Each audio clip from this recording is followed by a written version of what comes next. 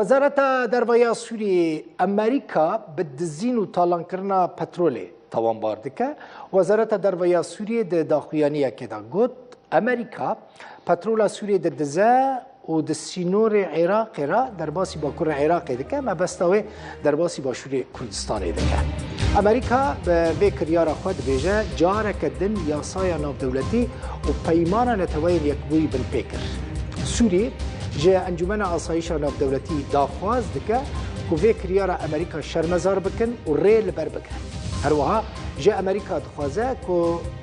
ادی به دزینا پترول رانبه و زیانا که گیهان دیا خلکیجی قربو بکن. سوریه دبیجه دوی امریکا هیزن خواه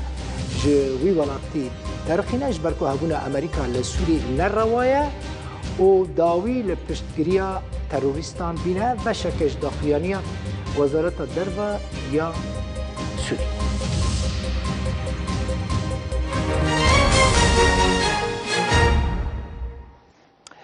فرمانداری گشتی حزب سوریه دموکراتیک مظلوم عبدی یعنی فرماندار گشتی حزب سوریه دموکراتیک مظلوم عبدی لگل سه جوان کوبان جویا کو 5 سالان د زندان که عراق دام بون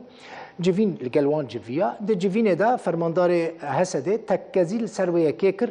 کو دوی جوان لولات خوب بمینن ولات خوب بپاریسن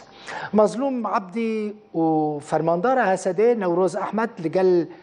شاهین او کسی گرتی یک جوان ناوی شاهینه یه دن ناوی ادریس محمده و محمد حسین جویا او کس سال 2017 و د زندان که عراق دا گرتی بون به هولدان حسده رزگار بون و گریان مالا خواه پشتی رزگار کرنا موصله دست داعش او هر سه جوان به دستور ارتش عراق جهولیر چوبون موصله لدما وگریابون جالی 8 شعبی و هاتبون گرتن و بجزای مؤبد جزای حتی لبغدای هاتبون محکوم کرن وان کسان لموصله کار غرازیان دکرن